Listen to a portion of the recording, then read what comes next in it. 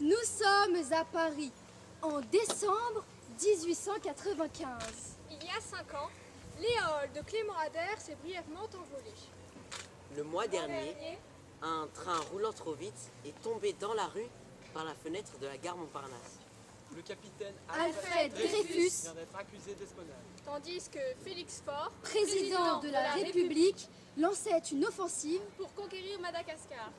Dans 3 ans, Louis Renault construira sa première voiture. Et ce soir, au parc de l'Ormeto, Le grand, l'immense, le sublime Cyrano de Bergerac.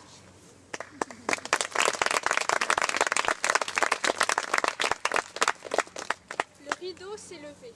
Acte 1. La tirade du nez a commencé. Chaque verre fait mouche. Acclamation. C'est le duel. Les épées s'entrechoquent. Lucien se bat avec Coquelin.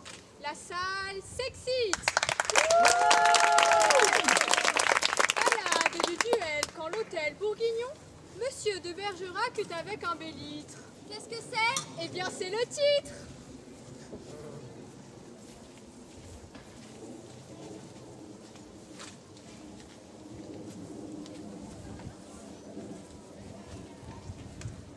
Je jette avec grâce mon feu. Je fais lentement l'abandon du grand manteau.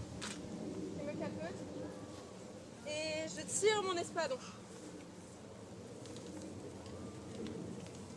Élégant, comme Céladon.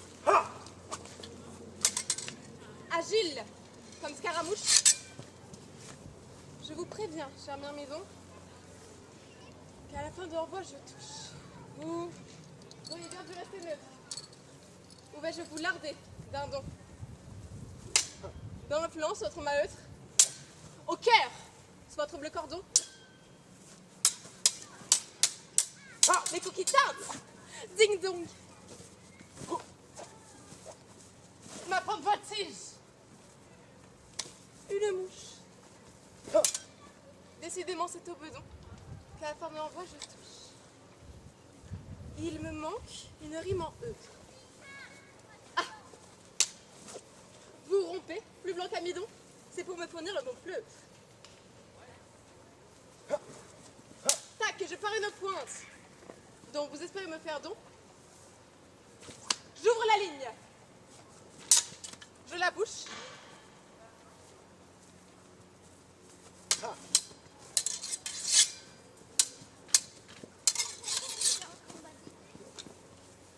Tiens bien ta broche Laridon. À la fin de l'envoi, je touche.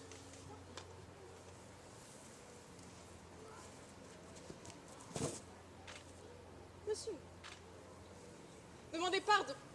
Pardon? Je carte du pied, j'escarmouche. Je coupe, je pince.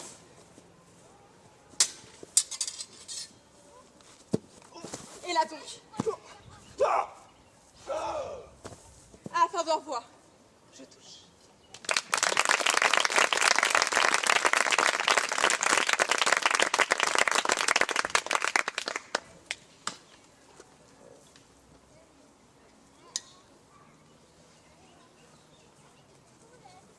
Couvent des Dames de la Croix, 1655. Jeanne Roxane a désormais 35 ans. Coquelin, Cyrano, s'avance dans la cour, péniblement. Il porte à la tête un grand bandage, dissimulé sous son chapeau.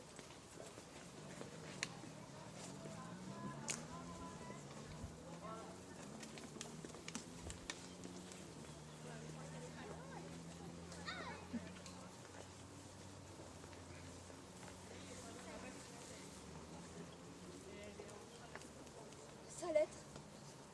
N'aviez-vous pas dit qu'un jour, peut-être, vous me la feriez lire? Vous la voulez, sa lettre? Oui, je veux. Aujourd'hui.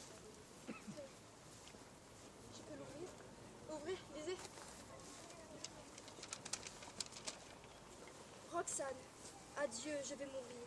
Tout haut, c'est pour ce soir, je crois. Ma bien-aimée, j'ai l'âme lourde encore d'amour inexprimé. Vous la lisez et je voudrais crier. Et je crie adieu. D'une voix, Ma chère, ma chérie, d'une mon voix, mais trésor. d'une voix, mais que je n'entends pas pour la première fois? Mon amour, mon cœur ne vous quitta jamais une seconde. Et je suis et serai jusque dans l'autre monde celui qui vous aima sans mesure. Celui... Comment faites-vous pour lire alors qu'il fait nuit? Philosophe, physicien Rimeur, bretteur, musicien. Et voyageur aérien. grand riposteur du tac au tac, Amant aussi. Pas pour son bien. Sichite, Hercule de Savignon, de Cyrano de Bergerac. Qui fut tout. Et qui ne fut rien. Mais il y a une chose que j'emporte, que sans un pli, sans une tâche, j'emporte malgré vous, et c'est mon panache. La pièce est finie. Sur scène, derrière le rideau, tous les acteurs attendent la sentence. Puis, le public éclate en une immense ovation.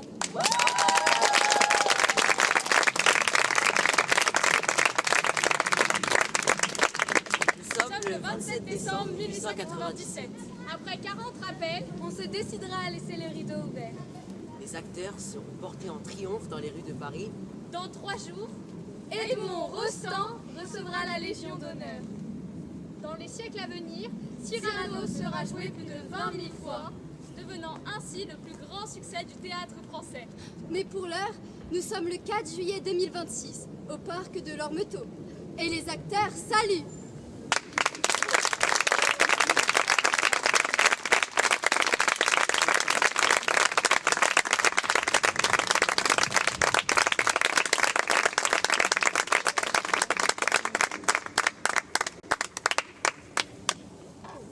Merci vraiment.